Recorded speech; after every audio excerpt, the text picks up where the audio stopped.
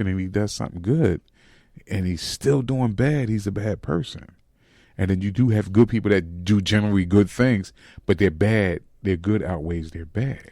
So do you just say overall that's human nature?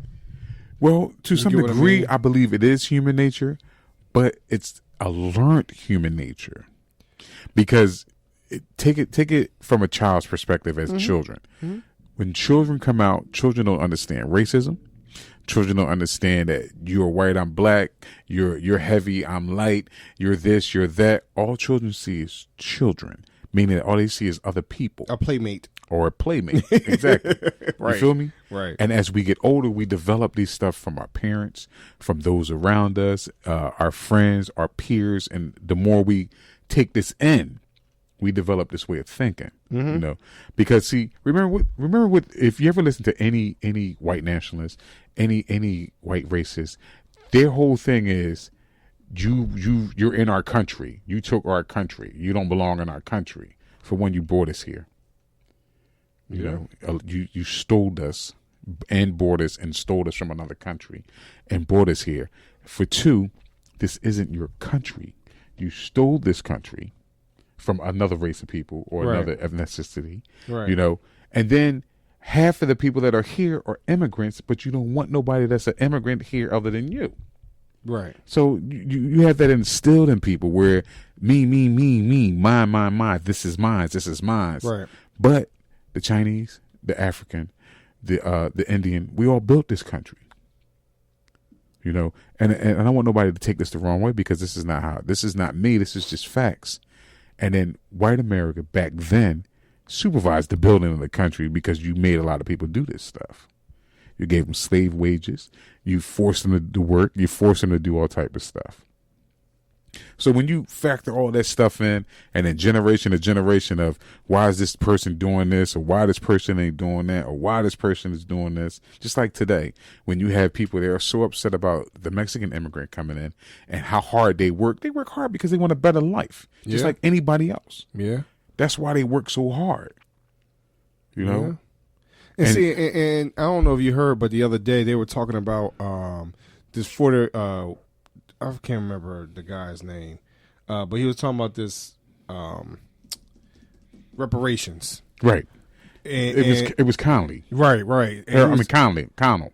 So as he was talking about the reparations, and truth be told, he makes a good point of who gets reparations.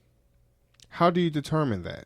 It's hard. It's really hard. It because is hard. Right now, there are not that many direct descendants of slave. True.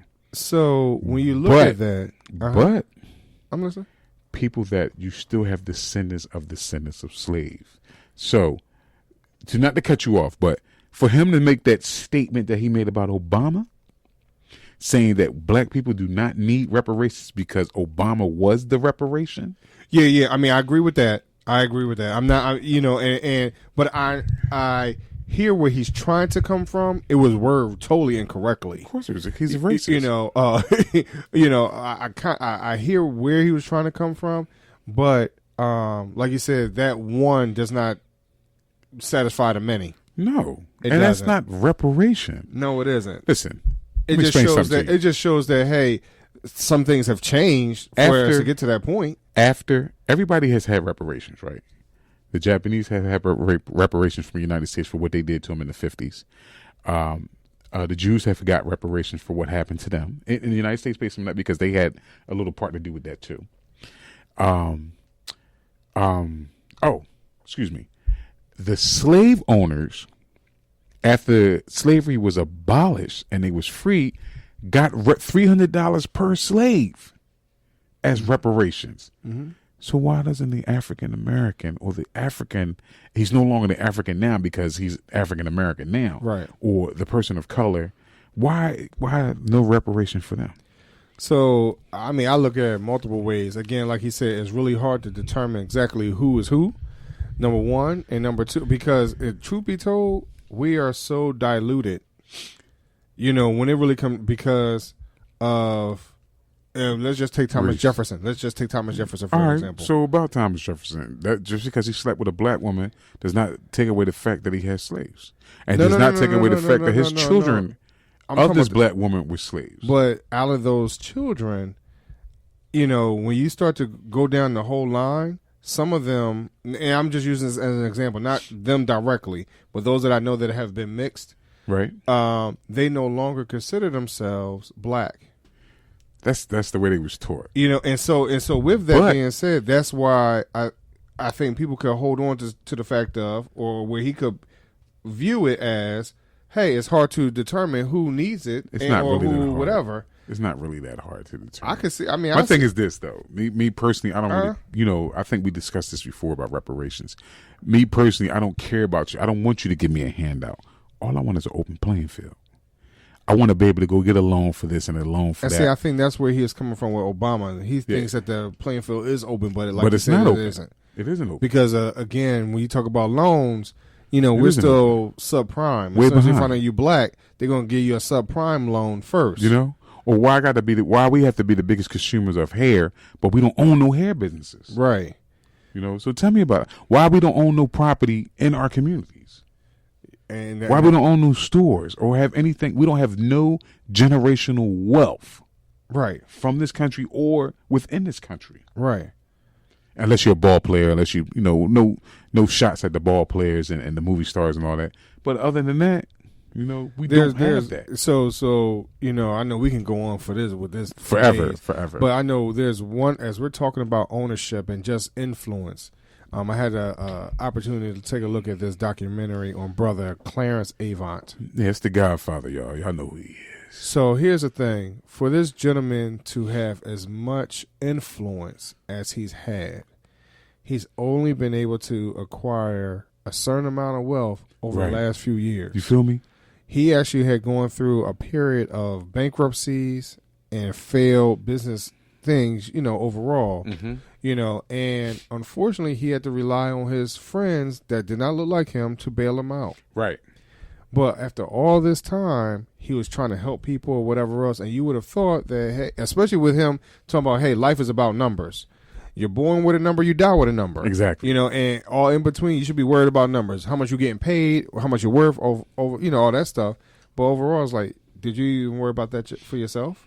Did people really pay you for what you're worth? Right. And if you're able to stop all this nonsense, if you're able to bring people together over Biggie's funeral, you know, if you're able to bring all these people together for Dr. Martin Luther King's tribute, things like that, all these different people together. And you know, you can't bring that type of generational wealth across the board. Right. What, you know, where are we? What are we doing? Yeah, and I agree with you that. I agree with that. But you have to level the playing field. You have to make the playing field easy for us to. Not easy, just level it. But see, that's what I'm getting at. Like if even with him, the vision is, hey, he's up there influence wise, but it's not the same as the check. Right. You get what I mean? You know, especially if that's what rules the world. Yeah. In some people's eyes. It definitely do. You know, so, but you know what, y'all, I most definitely, like I said, we could talk about this forever. Hours. You know, because this is a really crazy topic, and we still are only touching the surface. Right. Oh, my gosh.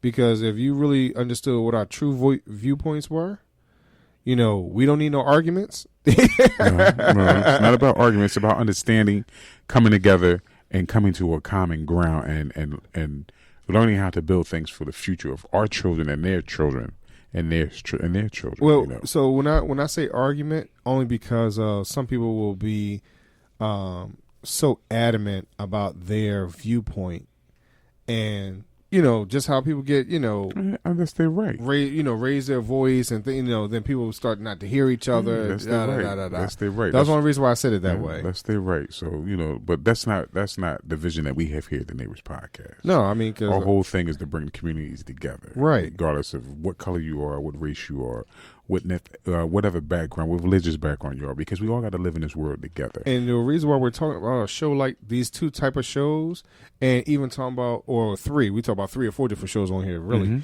Mm-hmm. But as we're talking about these and just saying, hey, how do we create, a better community overall? Right. How do we start to break down all these things that keeps tearing us apart? Now, I mean, if you're a religious person, you'll take a look at the Bible. How they, tear apart the Sadducees and these people and that people, whatever else. If you take a look at just the Egyptians, whoever, you'll look at how this separation has occurred forever, period.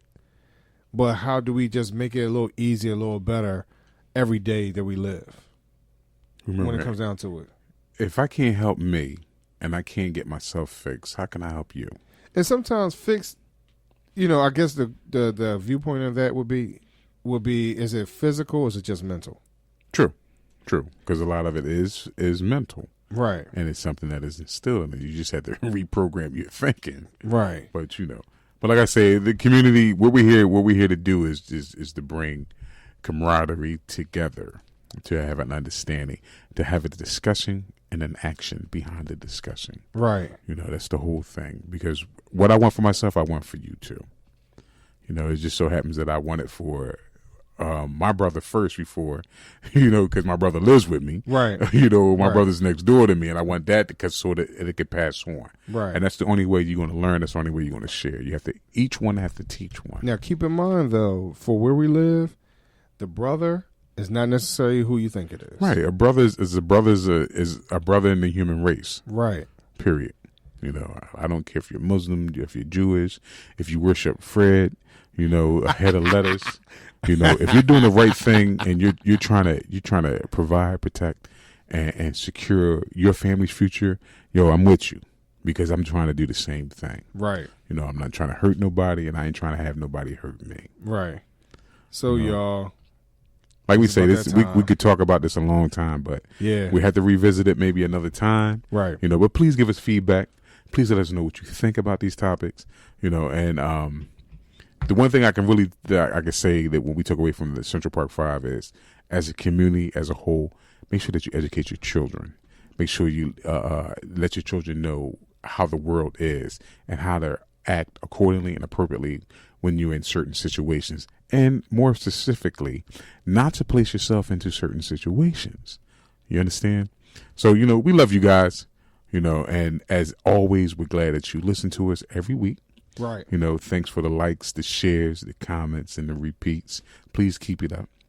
We love you guys very dearly. You're part of our neighborhood, and we want to continue to have you in our neighborhood. Yes, most definitely. So make sure that you tune in every Friday. Rep your neighborhood. Rep your neighborhood. And we're probably going to have some more segments and stuff coming up very, very shortly. Mm-hmm. And you know what? We've been tossing around the idea of having y'all as our live audience too. Yeah, we've been tossing it around back and forth. Yeah, so we'll keep you posted on that though. But so be on the lookout. Yes. All right, y'all. We love y'all. Peace. You are the agent and we look for